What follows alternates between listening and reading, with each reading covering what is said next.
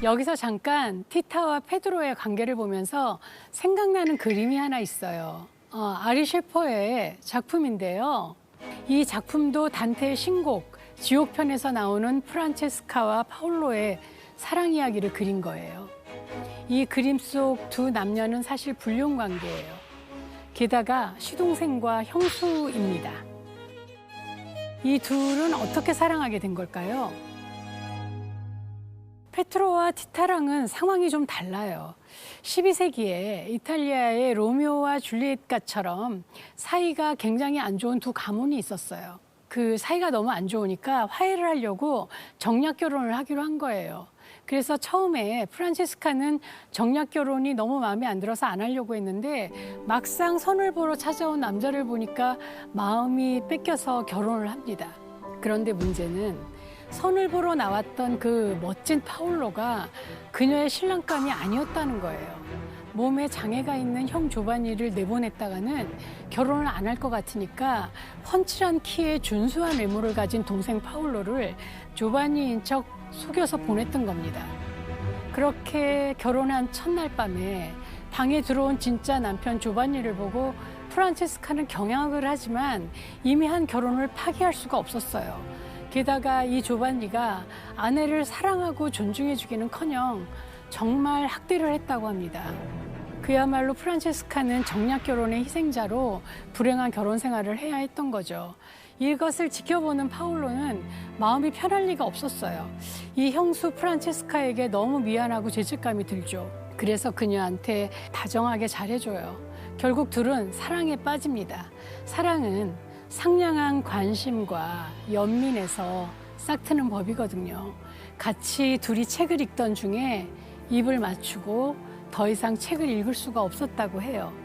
둘은 조바니가 잦은 출장과 사냥으로 자리를 비울 때마다 뜨겁게 미래를 나눕니다. 하지만 꼬리가 길면 밟힌다고 하잖아요. 그때 사냥터에서 하인에게 이 사실을 들은 거예요. 그래서 조바니가 막 뛰어와서 이 두 남녀의 등에 칼을 꼽아서 둘 다 죽여버려요. 그런데 아마 이 그림을 제가 보니까 이 칼을 꽂는 순간에 프란체스카가 여성 상위로 올라와 있었던 것 같아요. 그래서 프란체스카의 어깨에 칼자국이 있고 파울로의 가슴까지 자국이 있거든요. 관통을 한 거죠. 조바니의 이 분노에 찬 칼이 프란체스카의 등에 꽂혀서 그녀를 안고 있던 파울로의 가슴까지 관통한 거죠. 불륜을 저지른 이 둘은 장례의 미사를 치룰 수가 없었어요. 그래서 신부님의 기도를 못 받았기 때문에 지옥으로 떨어졌죠. 검은 바람을 타고 떠돌면서 하염없이 껴안고 울고 있는 이 두 남녀의 영혼이 바로 저 두 사람입니다. 죽어서도 함께 저렇게 붙어 있어야만 하는 저 지옥은 저 둘에게 축복일까요? 아니면 저주일까요? 제가 그림으로 보기에는 사랑하다 함께 죽은 두 사람인데도 그다지 행복해 보이질 않아요. 아내 프란체스카와 동생 파울로의 외도를 알고 칼로 죽였던 조바니하고는 달리 로사우라는 티타와 페드로를 놓고 죽어요. 그런데 죽은 이유가 조금 독특합니다. 로사우라의 방귀 소리가 들려왔지만 페드로는 처음에는 이상하게 생각하지 않았다. 하지만 마치 끝나지 않을 것처럼 평소보다 훨씬 더 길게 들리자 기분 좋지 않은 이 소리에 귀를 기울이게 되었다.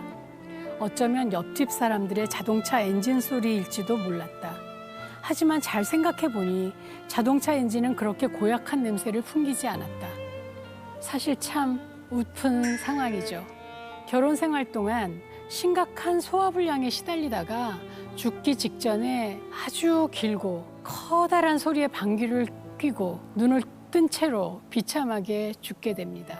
고약한 냄새까지 났다고 하는 걸 보면 매 순간 남편을 감시하고 동생을 경계해야 하는 집에서 나갈 수조차 없었던 로사우라가 얼마나 속이 썩어서 죽었는지 저자는 아마 그것을 표현하기 위해 죽기 직전에 방귀를 뀌었고 냄새가 너무 심했다라고 표현한 게 아닌가 하는 생각이 들더라고요.